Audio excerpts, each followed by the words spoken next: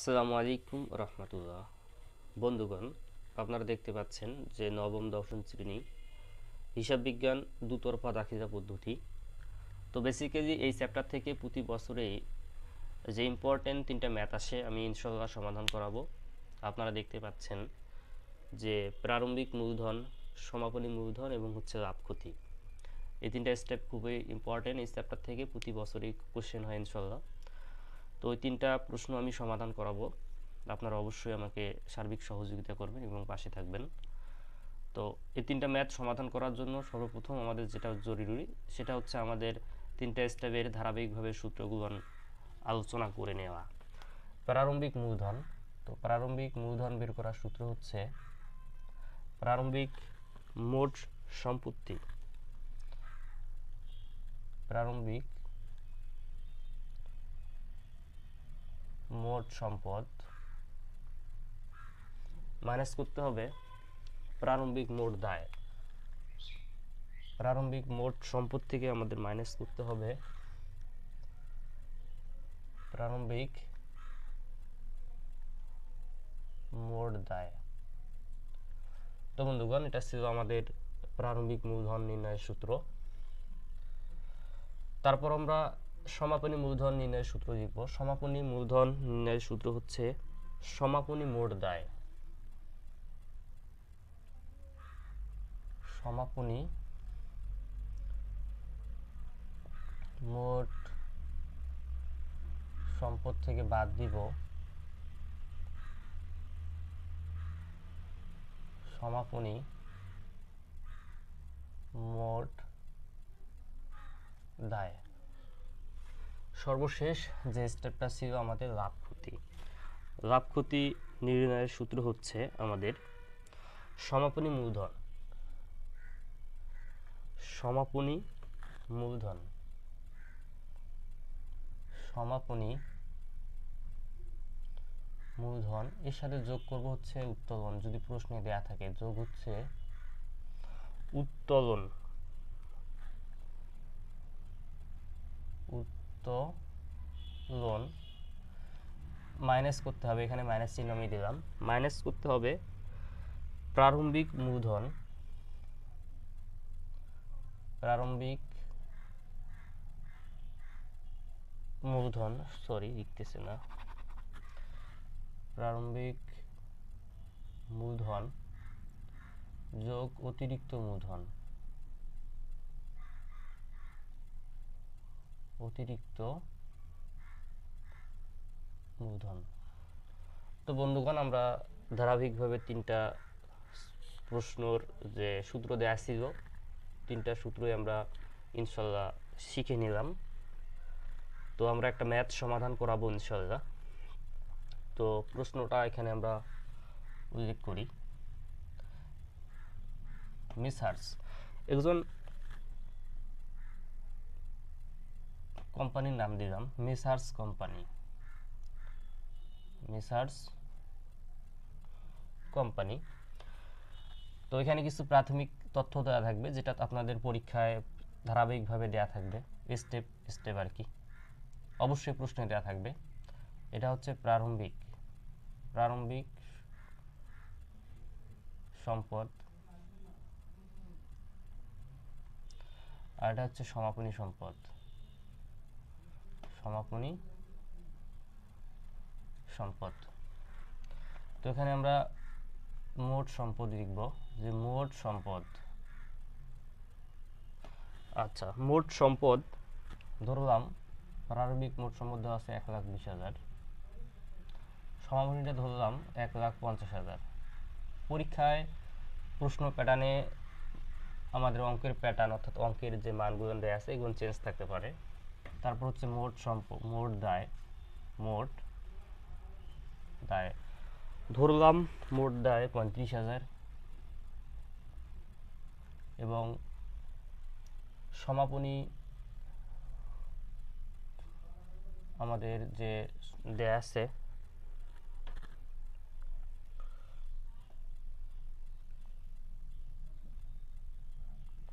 55,000। এটা আমরা সম্পূর্ণ না লিখে প্রারম্ভিক এবং সমাপনী লিখতে পারি। তাহলে আমাদের সুবিধা হবে। তাই যেটা প্রারম্ভিক সম্পদ, এটা হচ্ছে সমাপনী সম্পদ, এটা হচ্ছে প্রারম্ভিক দায়, এটা হচ্ছে সমাপনী দায়। তো আমরা এখানে কিছু তথ্য পেলাম, আবার রিভিউ দিচ্ছি। এটা শুধু প্রারম্ভিক, এটা শুধু হচ্ছে সমাপনী। মোট প্রারম্ভিক সম্পদ আর এটা হচ্ছে মোট সমাপনী সম্পদ। এটা হচ্ছে মোট প্রারম্ভিক দায়, এটা হচ্ছে মোট সমাপনী দায়। তো এখানে কিছু তথ্য দেয়া থাকবে নিচে, যে অতিরিক্ত মূলধন,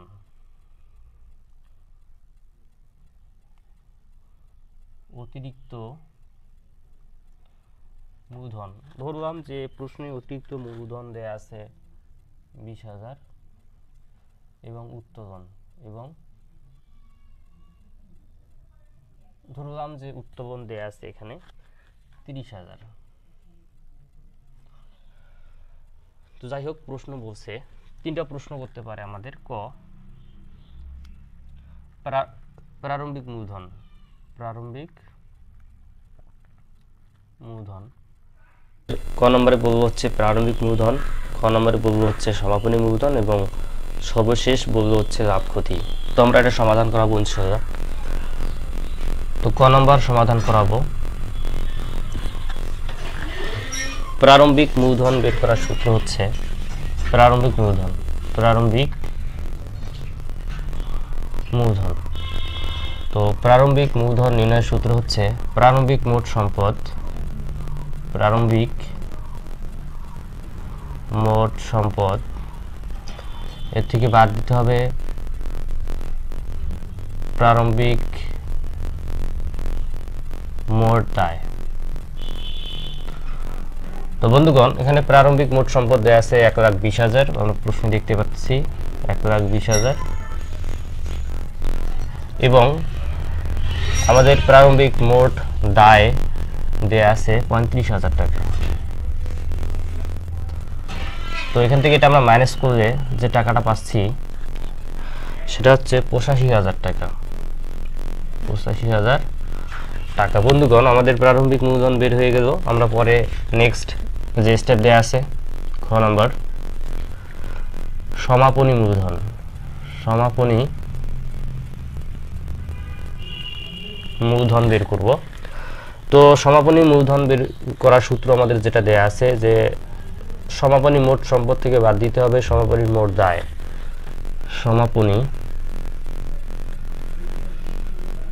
মোট সম্পদ,